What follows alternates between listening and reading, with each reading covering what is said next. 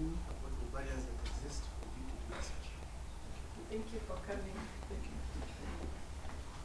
Good morning. My name is Rafadesh Val, and I'm a postdoc at Cal Poly working with Matt.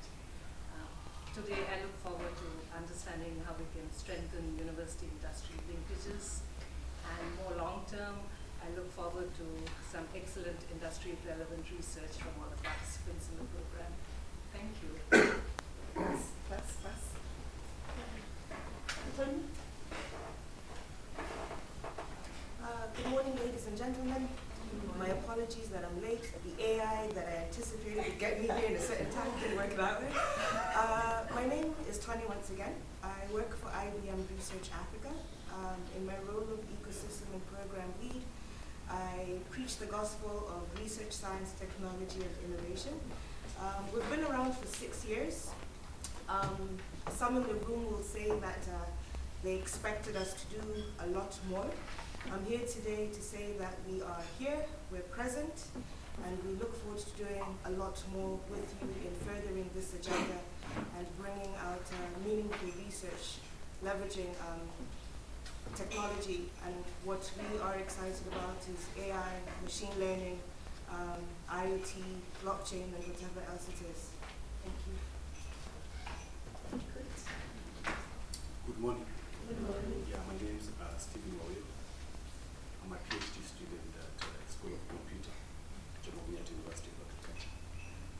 I'm keen to learn from each and every invited guest here, every new knowledge that will be on the table. I'm keen to learn from them. Thank you so much. I think all of us have expectations. I didn't hear anybody saying that they're just here. So everybody has something they are expecting to gain at the end of the day, which is excellent. Because that means then we have people here who are, alert, to gain something. So we go straight to the next session. We want to hear just a few remarks from very key partners and stakeholders. Remember, we are all a team, but there are those who are actually in the forefront in making sure that this project is implemented and they are supporting the process. And we will hear a few words from Elizabeth on behalf of IDRC. You are going to start us off. Then from there we will go to Brian, who is going to represent the university now that Agnes is not here yet. Or she can talk when she's here. Anyway, we have a big team from the University of Nairobi, so it's a plus. And then we'll hear Dr. Safira is going to speak on behalf of Strathmore. And then very happy to have you, Prof. Miriam Putsa, to represent the Vice Chancellor at JKU. Just a few words. And the other stakeholders are going to speak because they are going to be presenting keynote. Like Liwa is on the program, we'll hear much more in the process. So Elizabeth, a few remarks. You're welcome. Good morning again. Good morning. Do you want to come here? Oh, okay. To be safe?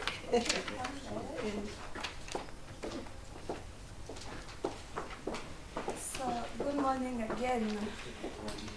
So today I'm going to tell you about IDRC and why this project is important to us as IDRC. But before I begin, I think everybody else here knows Canada's International Development Research Center. We know we have some work with LIWA on TVET. We have some work with the Strathmore University with CPIT on IP, intellectual property. We have some work with the JQuat on research chairs with Professor Ipoa. We have work with the School of Computing at the University of Nairobi on climate change. So really, IDRC is not new in this research area or sector. And International Development Research Center funds research in the developing world and research in all areas, trying to find solutions for the development challenges. So we're looking at innovations, scalable solutions that could lead to development.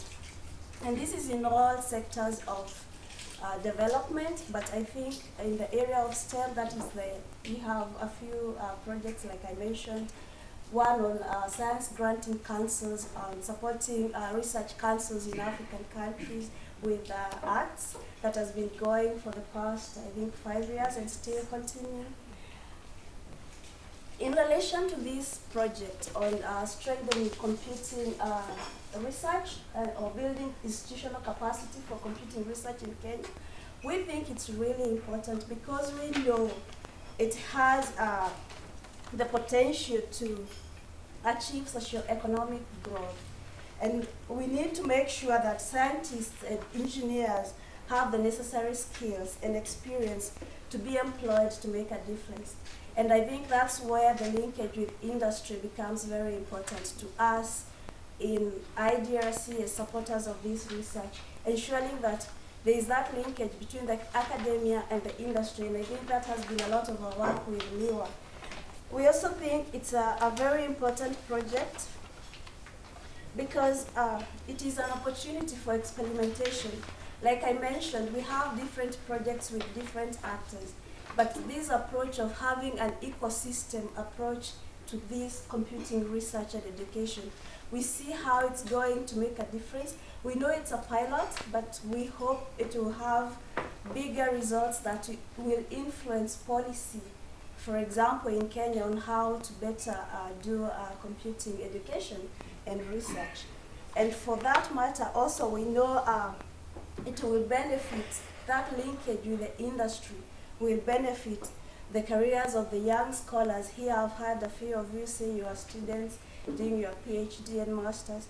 We hope that it's going to benefit you and strengthen the capacity of universities and firms like IBM to draw from the skills that come from these computing schools in Kenya. So I think broadly it is an opportunity for IDRC and for policymakers in